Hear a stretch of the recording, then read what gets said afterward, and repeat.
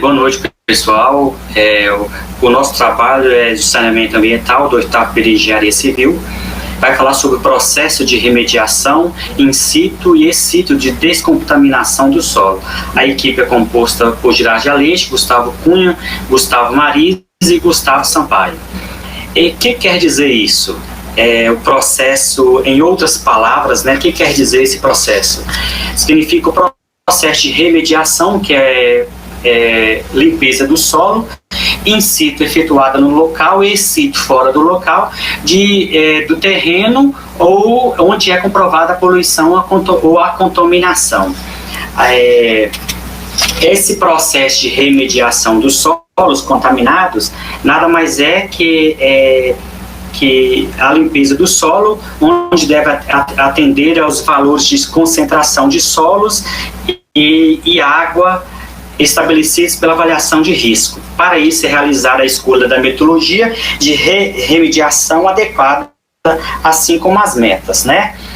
A remediação do solo contaminado consiste em uma série de técnicas e métodos usados para remover toxinas e poluentes de terrenos. Então, remediar nada mais é que uma técnica ou método para remover as toxinas e poluentes do terreno, podendo ser feita tanto por sofisticados processos que envolvem alta tecnologia ou até mesmo chamado, né, de biorremediação do solo, ou também pode ser chamado também, usando outra tecnologia que é mais recente, a fitorremediação. Pode passar, Gustavo.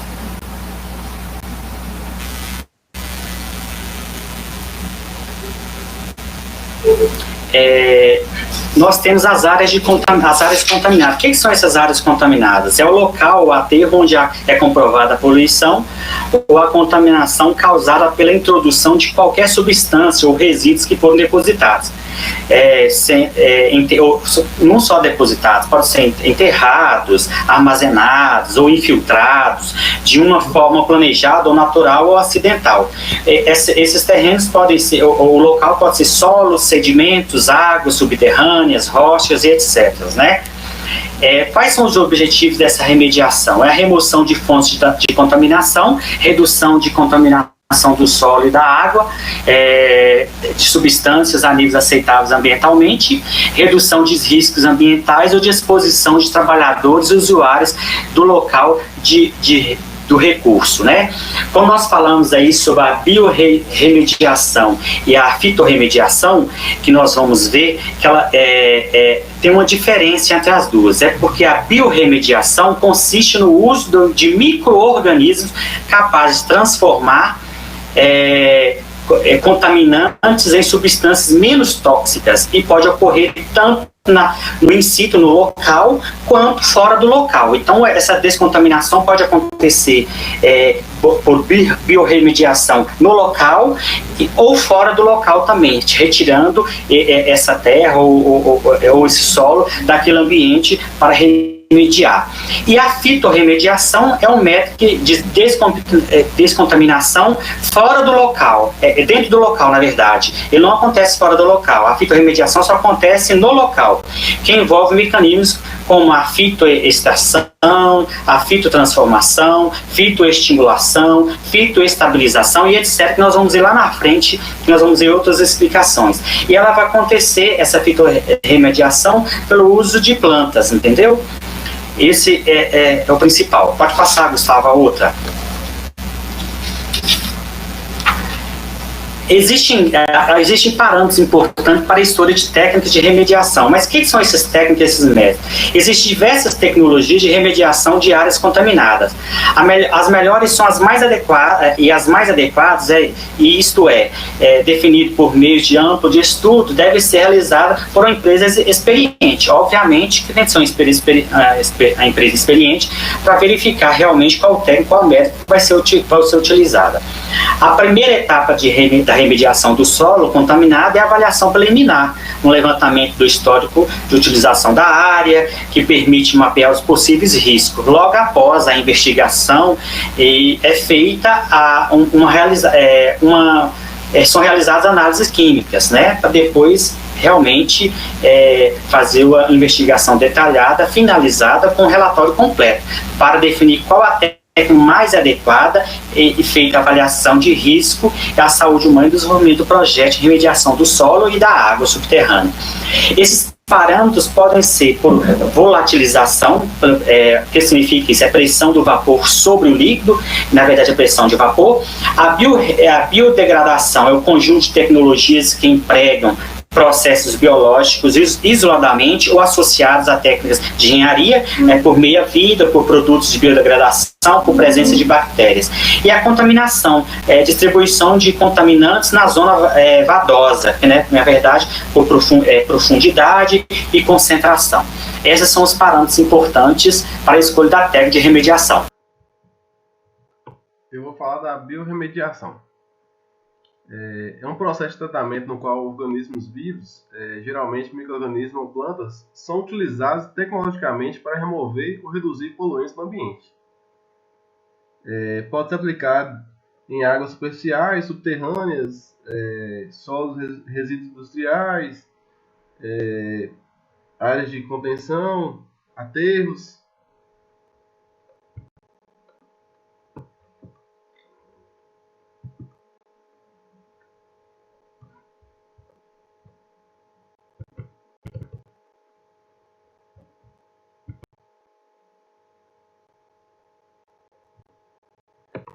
Biorremediação é uma técnica que apresenta atualmente um crescimento rápido, sobretudo em colaboração com a engenharia genética, explora a capacidade de micro-organismos, especialmente bactérias, fungos, de degradar muitos resíduos, normalmente as substâncias mais simples e menos tóxicas.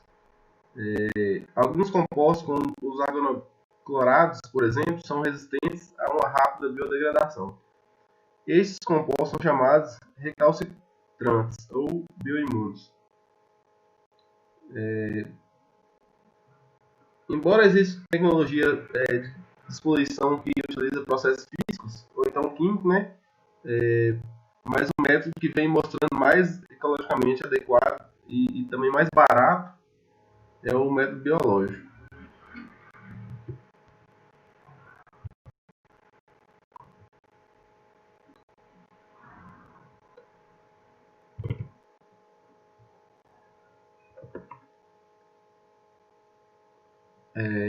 Biorremediação, in situ e ex situ. O que é in situ? In situ trata o solo no local da contaminação com a introdução de oxigênio e nutrientes. E ex situ, tratado em outro local, não causando danos no meio ambiente. Um exemplo de in situ, a gente pode ver aí, tem bioaumentação. O que é? É a adição de nutrientes ou sais para estimular os micro-organismos do local contaminado para ter maior eficiência no processo de degradação. E também tem como exemplo aí atenuação natural, bioventilação, Landferme e bioestimulação.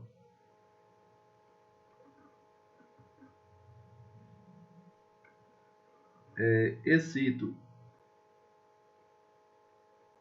tem aí o bioreator e a compostagem. Essas são algumas técnicas utilizadas que eu falei. Agora eu vou falar um pouco de poluentes. Então, os poluentes são hidrocarbonetos do petróleo, né? Tem grande consumo no mundo inteiro e são produzidos em grande escala. E com isso, pode ocorrer também grandes vazamentos, como a gente consegue ver acontecer muito, né? Principalmente no mar e tal, vazar petróleo. Isso causa grande degradação na natureza. Os que a gente mais conhece aí é a gasolina, o querosene e o óleo diesel. Daí vem o BETEX, que é o benzeno, tolueno, o etilbenzeno e o xileno. Vou falar como ocorre a contaminação. O combustível ele chega, né, através de caminhões e são despejados e armazenados em tanques, né, que são contidos no subsolo. Esses tanques, com o decorrer do tempo, eles sofrem rachaduras, certo? Devido à oxidação daquele material, e esse vazamento do combustível, ele afeta o solo e fazendo assim, chegando até o lençol d'água, onde essa contaminação vai levada até o reservatório de água de consumo residencial. Também o vapor do combustível, né, que vaza pelos tanques em contato com a tubulação de esgoto. Aí é através dessas duas formas que ocorre a contaminação. Pode passar para o próximo.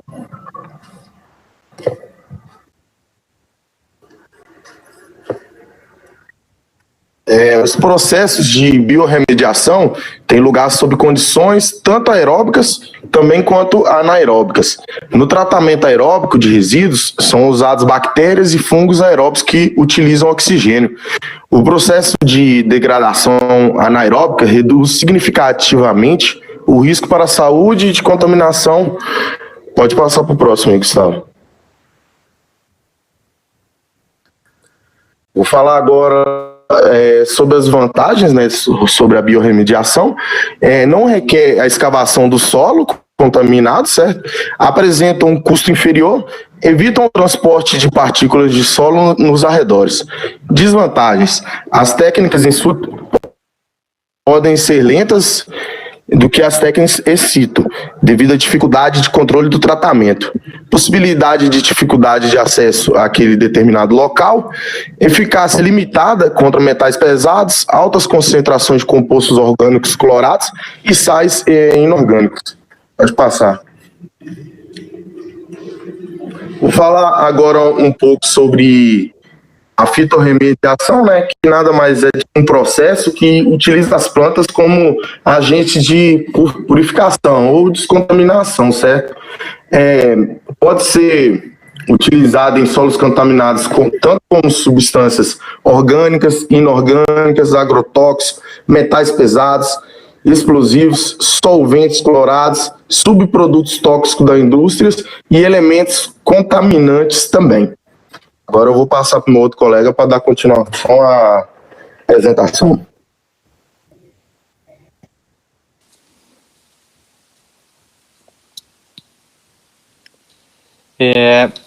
Plantas hiperacumuladoras, né?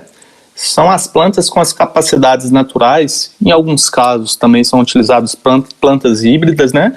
Elas possuem a capacidade de absorver, concentrar e metabolizar elementos e até mesmo compostos químicos, né, presentes no meio ambiente como contaminantes, né? Aí nós temos diversas técnicas de fitorremediação.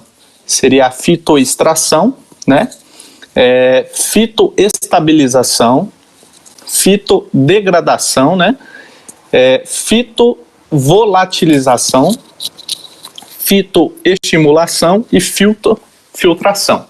Pode passar para o próximo slide aí, por favor.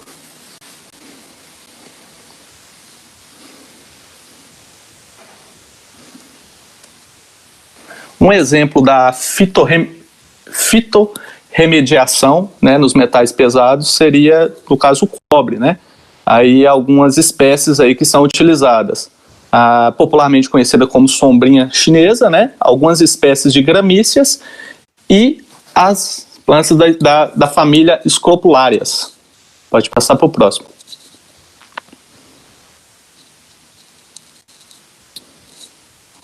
As vantagens, então, da fitorremediação. Um custo relativamente baixo, né? Benefícios estéticos, aí já entram mais questões de paisagismo, né? Natureza não invasiva, reduzido impacto ambiental, né? Cobertura para a vida animal e a redução do transporte de contaminantes no solo. Pode passar para o próximo.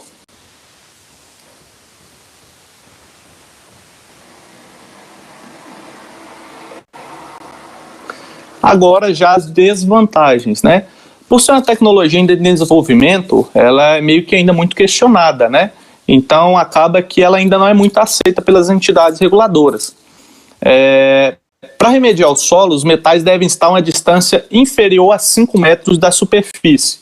Então ele tem esse limitador de distância aí do solo, né? O clima é um fator que pode restringir o crescimento das plantas, né? Vendo que determinada espécie seria utilizada para extração de determinado metal, por exemplo, né? É um tratamento mais lento do que as técnicas físico-químicas tradicionais. E um risco de contaminação na cadeia alimentar, né? Vendo que você vai tirar uma espécie de um local e levar para outro, essa espécie pode se tornar a espécie dominante daquele ambiente. Pode passar para o próximo, por favor? A seguir, serão reproduzidos alguns vídeos que nós pegamos e tem tudo a ver com o assunto. E o Hora 1 volta a falar sobre a contaminação do solo ao redor, né, dos postos de combustíveis. Um problema ambiental e de saúde pública, mas que pode ser solucionado sim. Na reportagem de hoje, o Alberto Gaspar mostra quais as técnicas usadas para descontaminar os terrenos no Rio Grande do Sul e em São Paulo. Completamente abandonados ou em plena atividade, em reforma ou à espera de nova destinação. Áreas com solo contaminado relacionadas a postos de combustíveis, mais de 4.000 só no estado de São Paulo, são parte do objeto de estudo deste laboratório do IPT, o Instituto de Pesquisas Tecnológicas do governo paulista, que avalia as possibilidades de recuperação e reaproveitamento delas. Que tipo de risco, na verdade, é avaliado? O risco em relação aos contaminantes presentes, né, no solo e na água subterrânea. Quando falta análise ou ela não é levada a sério, a contaminação do solo traz riscos à saúde pública, prejuízos para donos de postos e dos terrenos onde eles estão e também pode pesar no bolso de quem paga impostos. Foi o que aconteceu aqui em São Paulo, numa área nobre, que passou por uma reformulação urbanística há quase 15 anos. Ao mexer na terra, a prefeitura topou com um grande problema. 500 toneladas de solo contaminado foram removidas para a construção deste túnel. Despesa adicional na obra, o equivalente a mais de 2 milhões de reais. Até hoje, o município tenta na justiça uma indenização por parte da distribuidora de combustível do antigo posto, que virou estacionamento. Quem fez a limpeza da área diz que ela sempre é possível. Tem um leque de técnicas que podem ser aplicadas e cada uma tem um custo específico, mas realmente algumas são muito caras para determinados tipos de negócio. Por um posto de gasolina, por exemplo? Muitas vezes sim. As grandes distribuidoras de combustível, que não são donas dos postos, orientam processos de recuperação. Só uma delas tem hoje 70 em todo o Brasil. Há 10 anos eram centenas. Já foram 450, 500 casos. Isso no universo de quantos postos? Entre 5.000 e 5.500 postos na época, né? Era uma questão de falta de tecnologia ou uma questão de falta de cuidado mesmo, né? Eu diria que é uma combinação das duas coisas. Neste posto da Grande São Paulo, a contaminação foi detectada há 15 anos. Ele já esteve fechado por causa disso, já mudou de dono.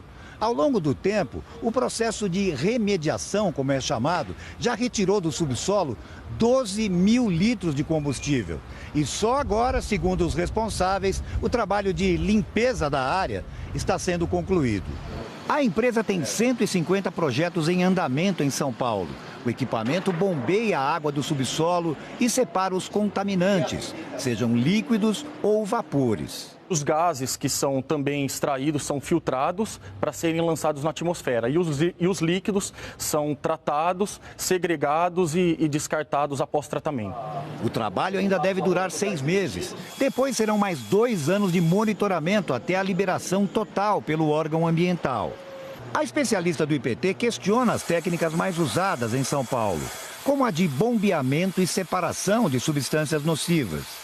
Isso apenas controla sintomas, seria um anti-inflamatório. Você tem hoje lá uma dor, você toma um anti-inflamatório, daqui 1 ou 2 dias ou daqui 30 anos você vai ter que voltar atrás para poder curar essa possível doença que você na verdade não conseguiu, não deu uma atenção maior, né? Aqui no Rio Grande do Sul, a regra para remediação, recuperação de áreas contaminadas é bastante rigorosa. Um posto de combustível pode até continuar funcionando, mas é obrigado a tomar medidas para baixar o nível de contaminação até o limite mais rígido estabelecido pelo Conselho Nacional do Meio Ambiente. E não importa a área onde ele está, se é industrial, comercial ou residencial. Não existe muita flexibilidade em relação a isso. Quase tudo é residencial. Porque nós entendemos que o posto de combustível está localizado em áreas urbanas densamente povoadas. Dentro do posto de combustível temos farmácias, lojas de conveniências, bares, restaurantes. Então a gente entende que o risco associado é muito alto. E é perfeitamente possível atingir os limites exigidos, dizem as responsáveis pela fiscalização. Mas neste posto de Novo Hamburgo, na Grande Porto Alegre, não foi fácil.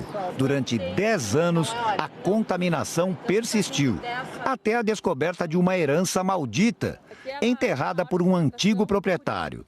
Quando fizeram a escavação e abriram o solo, foi removido 238 toneladas de material contaminado. Eram resíduos, tonéis com resíduos com óleo, solo já no entorno. Não ia conseguir limpar nunca. O trabalho prossegue agora com o uso de substâncias oxidantes para degradar o que resta de contaminação. Desta vez, tem tudo para dar certo.